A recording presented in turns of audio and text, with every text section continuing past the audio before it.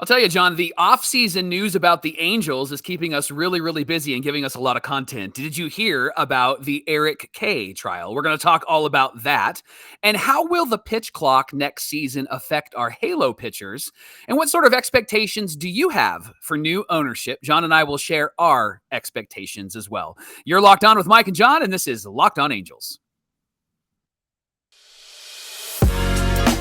You are Locked On Angels, your daily Los Angeles Angels podcast. Part of the Locked On Podcast Network, your team every day.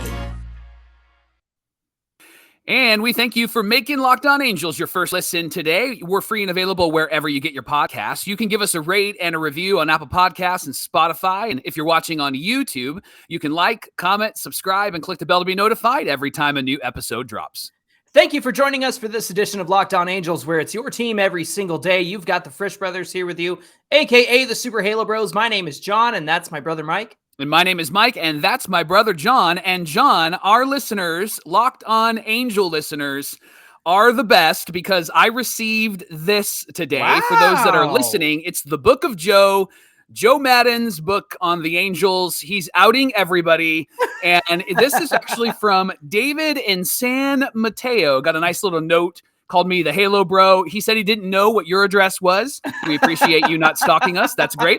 But then the great part, he said, if this is not you and somebody else, well, just enjoy this gift.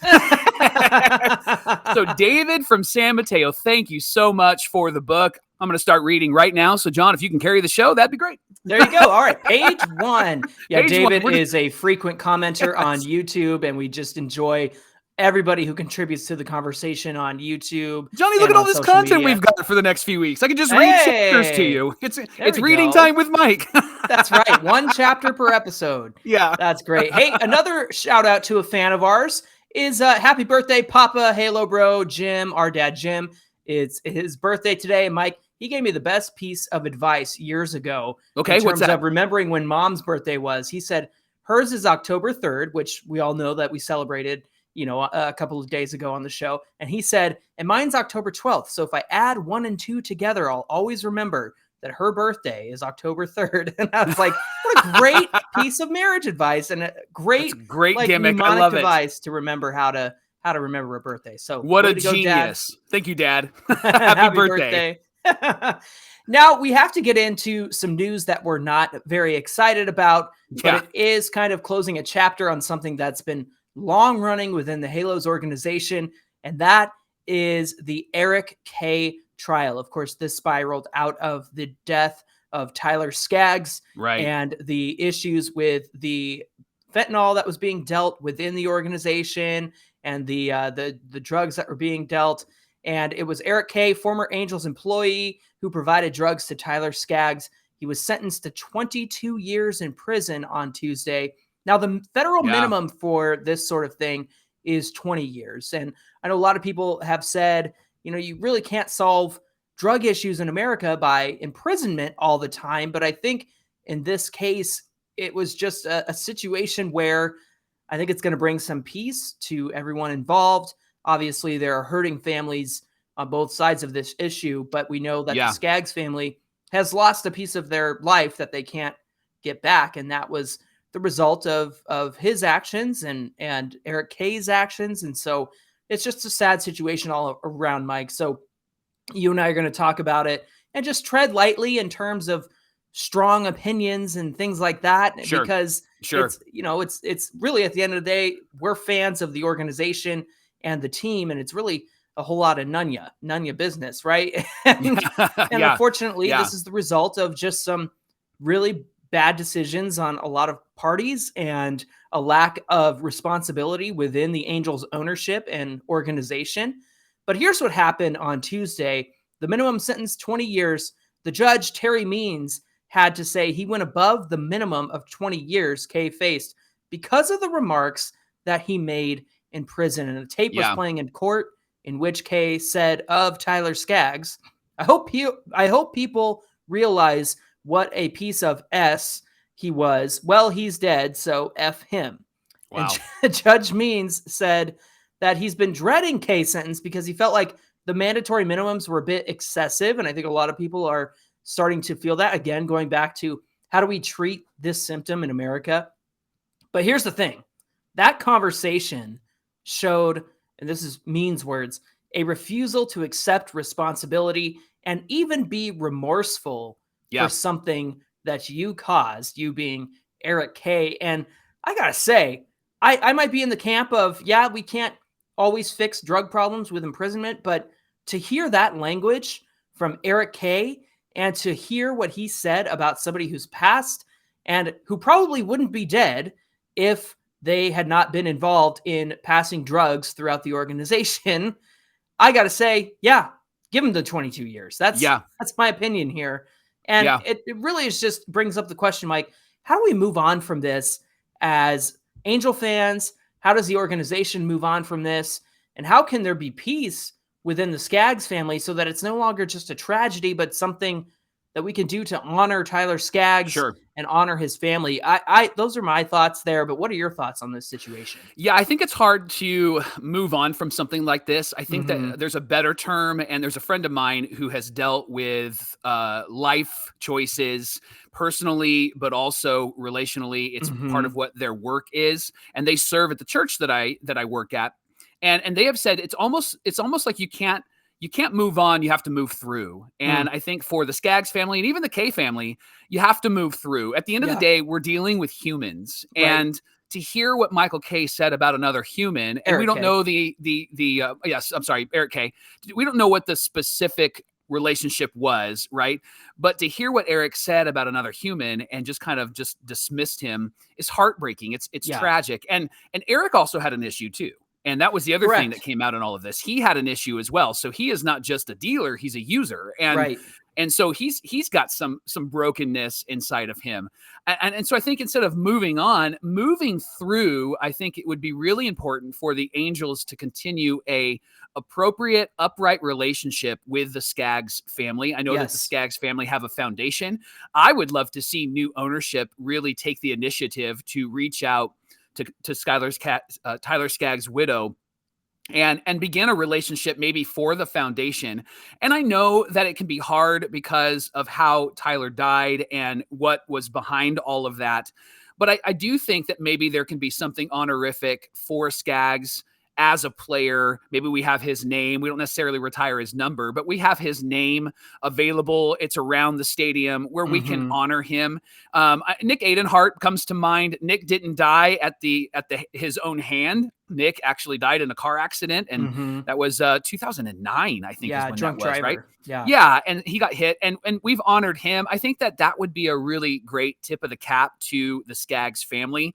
I know that there's been some tensions and there's been some lawsuits and all of that stuff. This is a really good opportunity for new owners to come in and create a whole new culture of what is actually happening inside of this organization, not just on the field, but behind the scenes. You and I, we talked about how, like, there was the guy in the clubhouse that came out, I think last year or the year before, the guy in the clubhouse that wasn't actually helping the Angels. He was actually giving sticky tack to other teams. And he was the visiting clubhouse director. And so there's just been a lot of nonsense behind the scenes. And so I think that this is an opportunity for leadership, especially for new ownership, to really ask some important questions, like how can we honor, and I think honor needs to be the word that they use. How can we honor these people, treat these humans with kindness, and then honor people that are in this organization by having high accountability and great responsibility so that you're not finding yourself in the news for a lot of this stuff? Because, Johnny, doesn't it seem like whenever there's some nonsense coming out from Major League Baseball, it's not multiple teams, it's us. It's the Angels, and it's coming from the Angels organization. And that's embarrassing, and they should be ashamed of themselves, and they should correct that soon. I agree. And with new ownership coming in, I think the best decision that they can make is to work with the Tyler Skaggs Foundation and also create some sort of foundation that helps combat the addiction issues we have in this country and 100%. even in Southern California. And it just really ticks me off, Mike, that the play on the field is something that you and I as fans can be upset about, but I've never thought about it this way. Think about the symptom that the play on the field is because of the dysfunction and disorganization in the Angels system, in the Angels front office. Yeah. The bad play on the field is a symptom. The Tyler Skaggs tragedy is a symptom of what the heck is going on in this organization where this can happen under your nose, and one employee, it facilitates the death of another employee. And apparently there were others involved, former players who have been through the Angel system. It's just ridiculous. And the problem is that ownership is going to be able to cut and run. I know that there are still some lawsuits with the current system, and these are things that are going to have to be dealt with once the sale of the team is over. So they're not going to escape it in that regard.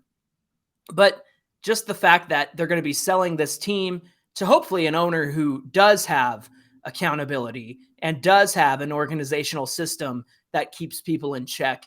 I just think that it really is a tragedy that ownership and the people in charge have let things go unchecked in the way that they have over the last 10 years.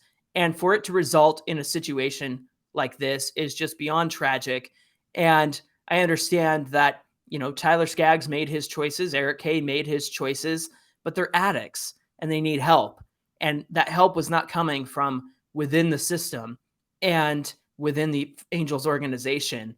And so it would be right, even though the new ownership had nothing to do with what happened, I think it would be right for them to make amends and set up some sort of organization that's going to combat addiction in our country and even in the area, the local area to Southern California. I think that would be the right thing to do. It's a difficult conversation. I'm glad that there is some ending that's starting to come. Now, coming up on Locked On Angels, we're going to have more of a fun conversation. We're going to talk about what expectations we should have when new ownership arrives. But first, Locked On Angels is brought to you by a new sponsor on the show, John Roan. Men, we love to look good and we love to feel good while we look good. And this is why you need Roan in your life.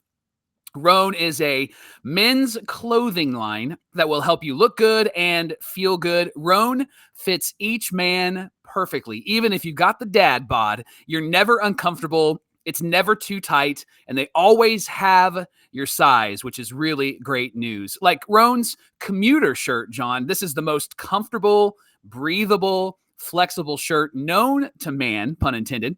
And here's why. Roan's comfortable 4-way stretch fabric, it provides breathability and flexibility that leaves you free to enjoy what life throws your way. From your commute to work or your 18 holes of golf, Roan has got your back and your front. With Roan, you can look good, and it can be easy to look good. With their wrinkle-free release technology, wrinkles disappear as you stretch and wear your shirt. And with Gold Fusion anti-odor technology, you'll be smelling fresh and clean all day long. Plus, Roan is 100% machine washable, so you can ditch the dry cleaner altogether. So here's what you need to do. Head to roan.com/lockedon and use our promo code LOCKEDON to save 20% on your entire order. That's 20% off of your entire order when you go to RHONE.com/lockedon, and then make sure that you use the promo code LOCKEDON. Let them know that we sent you. Upgrade your closet with Roan and use LOCKEDON. Get 20% off your order at RHONE.com/lockedon. We want to thank you for making Locked On Angels your first listen of the day. Now, there is going to be an implementation of a new rule next season, and that is the pitch clock. Mike, Rob Manfred was interviewed last week, and he was asked about the new rules and specifically the pitch clock, and he said he believes that it will quicken the pace of the games and bring more of an urgency to the game. And I have to say that this is not a brilliant idea, but I do have to give Rob Manfred credit for implementing this and his regime and making this happen. It's definitely shortened AA games and minor league games. They've seen a significant drop in time. And I think the average is about a half an hour, Mike, off of baseball games. And so it's really great to see these games being shortened up. And not in the sense that it's going to affect play on the field, but more just the time between pitches and batters stepping out of the box and things like that. It's really going to pick things up. So you can expect somewhere around like a 2.5, maybe a 3-hour game at that point. So yeah, good news. I think it's going to really increase pace of play, and it's going to make for a much more watchable product at the end of the day. Sure. Can you just not put brilliant and Rob Manfred in the same sentence? Is that why you weren't able to do that? Yeah, I'll never do that again. I'm sorry.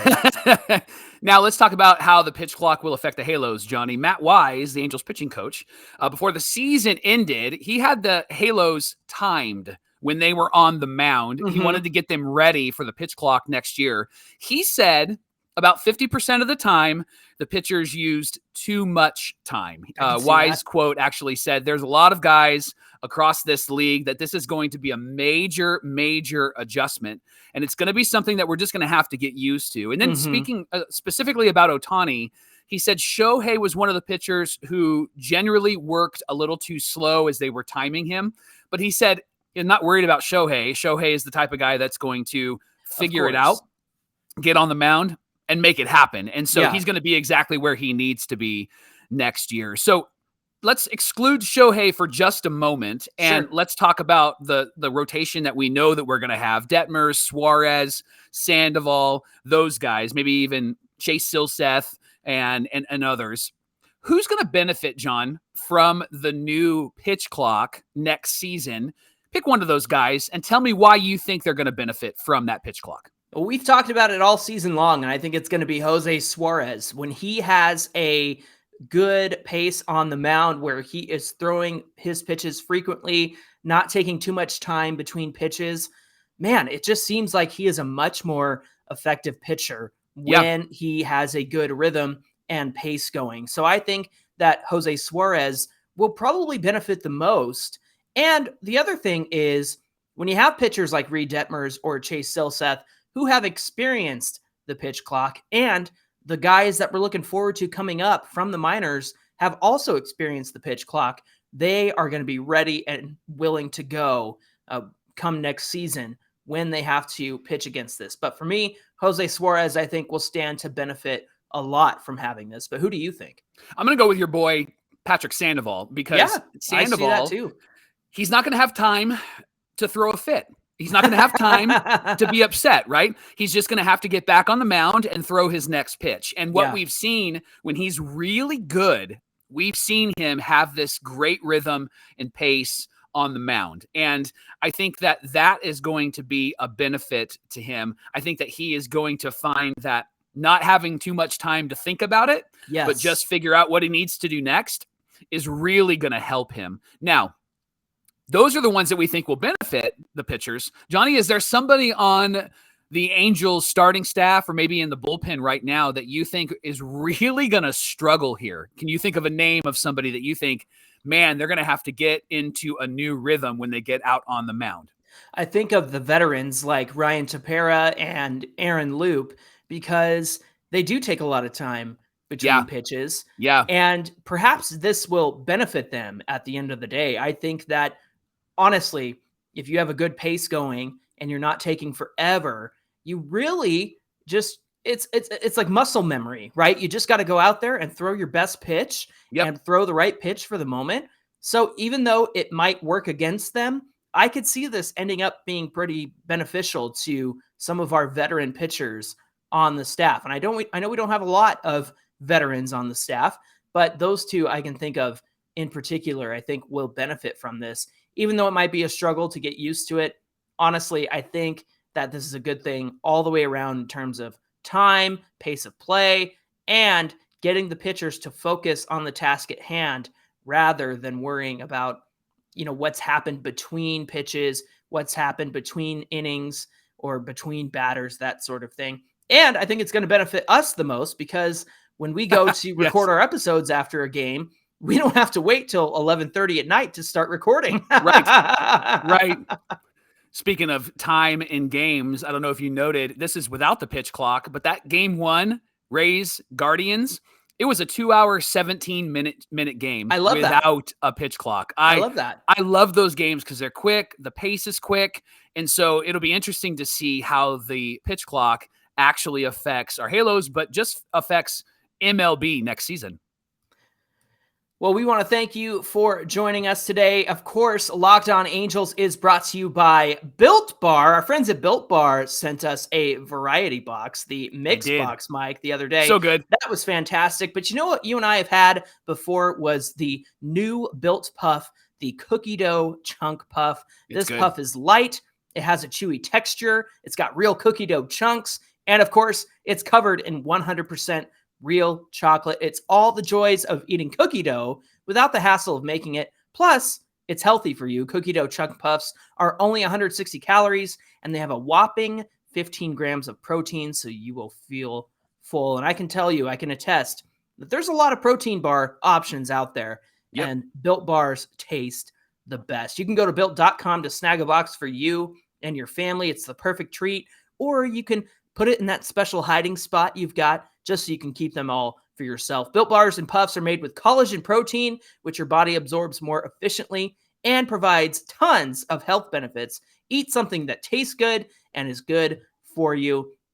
The cookie dough chunk puff. Whether you need a snack for your workout, a late night treat, or you just need to grab a quick bite, Built is the perfect protein bar. It's not chalky.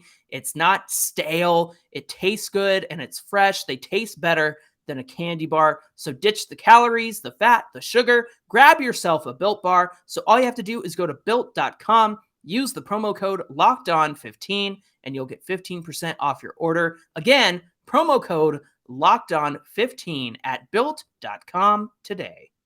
John, I was just looking at my book that I got from David from San Mateo. Are you going to share that book? I would be interested in reading it. I don't know if I told you that I got a book from David in San Mateo.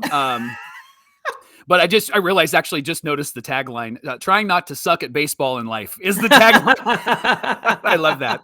The Angels are trying not to suck as well, right? So there's this new owner report that's coming across the wire right now. Bob Nightengale, who has tweeted out some stuff that has been accurate. Nightengale? And he's tweeted out some stuff that has not been accurate at all. That's right. And so let's take this with a grain of salt or a spoonful of sugar, all right? So he tweeted out recently in the last couple of days that the process for ownership is actually happening right now. Like they are trying to make sure that they have everything in place and that the owners are going to be a part of this team very, very soon. Can I tell you something that made me upset as an English teacher was that he used the word talks are brisk. And I said, okay, like a brisk walk, like they're moving quickly, or like a chill, as in talks are cold and nothing's happening. And I think it was the former. It was that things are moving along quickly, but I was just like, what a stupid word to use in this situation. Just say what you're trying to say. So Bob Nightengale tweeted out, he said, hey, in early 2023, ownership should be taking over. At least we'll know of who the new owners will be for the Halos. He reported that the team's going to sell for $3 billion. That's incredible. And that it was purchased in 2003 for $184 million, which is also incredible.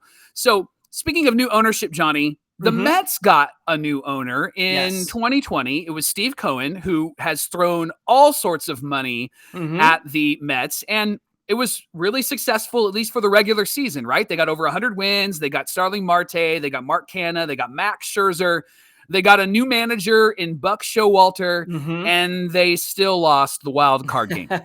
So as we watched that happen, as we're waiting for new ownership, I think all of us would say we'd love an owner like Steve Cohen because he's going to throw money at it and we're going to get the right players and maybe get the right manager.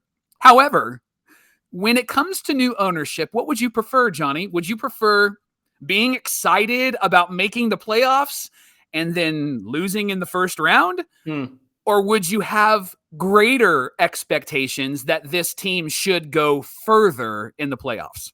Let's see, one of the best records in baseball, getting eliminated in the first round, running into a team that has all kinds of momentum behind. I wonder where this is going. That sounds awfully familiar, Mike. That sounds awfully familiar. Oh, the 2014 Angels, who had the best record in baseball, were swept by the Kansas AL City Royals. champions, the Kansas City Royals. The Royals had a wild card game. They had a one-game wild card against the A's. They won that.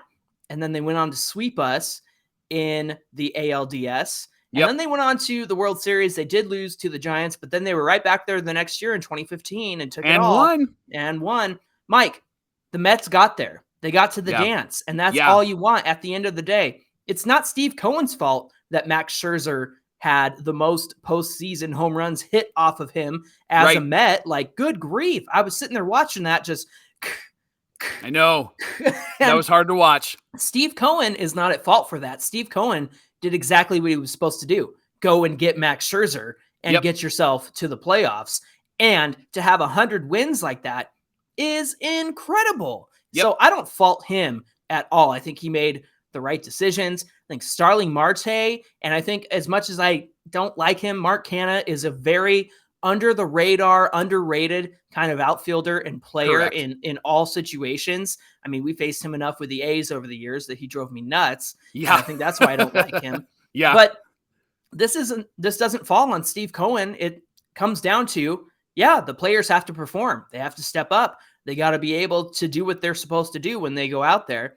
And they ran into a San Diego team with a lot of momentum behind them. Look, the Mets lost first place in the East because they got swept by their rivals, the Braves. So they were kind of collapsing towards the end of September anyway.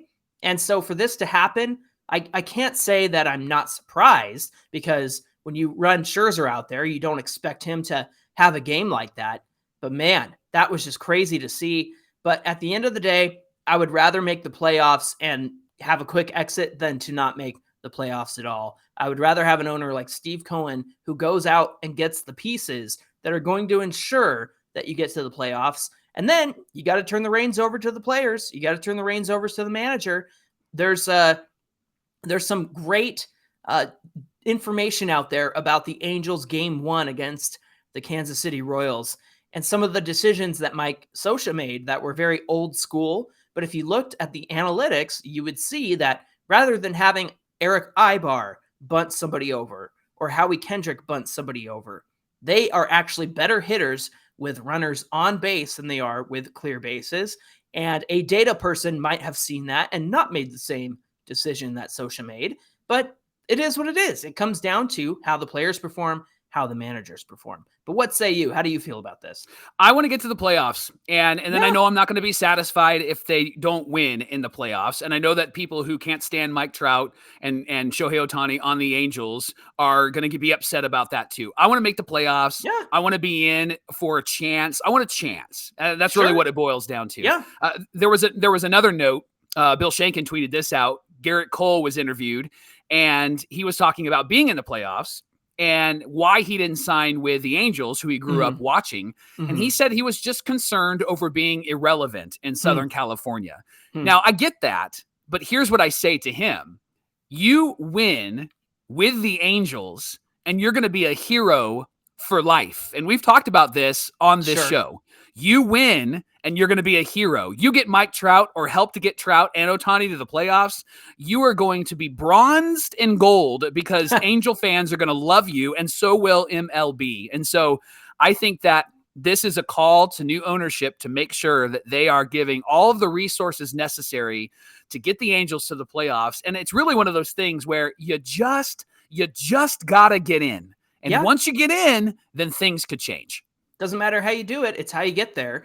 And the fact that you get there is the most important thing. The funny thing I found about that Garrett Cole comment was, well, listen, you're saying that your wins aren't going to help the Angels get to the playoffs. But then I had to think, he could pitch his heart out and pitch lights out, and then the bullpen would come in and blow it. So yes, I see where he's coming from. And I also see how he kind of undermined his own performance, basically. But if you have somebody like him on your team, you're obviously going to get more wins, and that's enough wins to possibly get you into playoff contention. So it's just that was an interesting thing, and it kind of gives you an indication of how potential free agents might feel about coming to Anaheim. But we interviewed Jeff Fletcher over the summer about his book, The Shohei Ohtani Story, and to me, he said something that really stuck out to me. The best players don't always go to the best teams. Yep. They don't always go to the teams that are guaranteed to make it. That's why not everybody goes to the Dodgers. That's why not everybody goes to the Astros. They want to win with the team because they want to be the hero, or they have a really great deal. Look at Seager and Semien in Texas.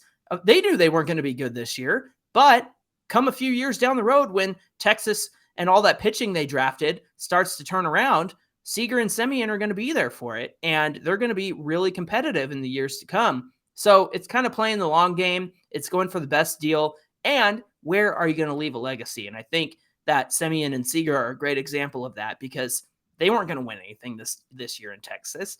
And when it comes to free agents coming to Anaheim, we're not that far off. We're really not that far off. Right. We need that depth, those depth pieces. We need maybe one more superstar. The gang's all here. We just need to stay healthy and put it together. That's my opinion for 2023. Well, thanks for making Locked On Angels your first listen today. Now make your second listen to Locked On MLB podcast. You can follow the #1 daily league-wide podcast, Locked On MLB, with your host, Paul Francis Sullivan, on the Odyssey app, YouTube, or wherever you get your podcasts. Hey, be sure to give us a follow at Locked On Angels on Twitter and, of course, at Super Halo Bros on Twitter and Instagram. And if you're on YouTube, we always appreciate your comments down below the video. Get into our conversation. Mike, what do we have on deck for tomorrow's show?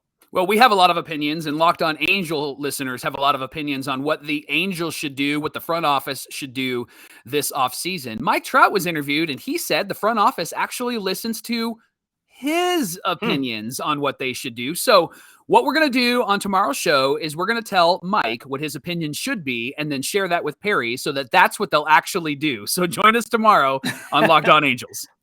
Going to be a good conversation, and we hope that you'll join us for it. Until then, my name is John, and that's my brother Mike. And my name is Mike, and that's my brother John. That's going to do it for this edition of Locked On Angels, and we will see you tomorrow. Mike, enjoy your book.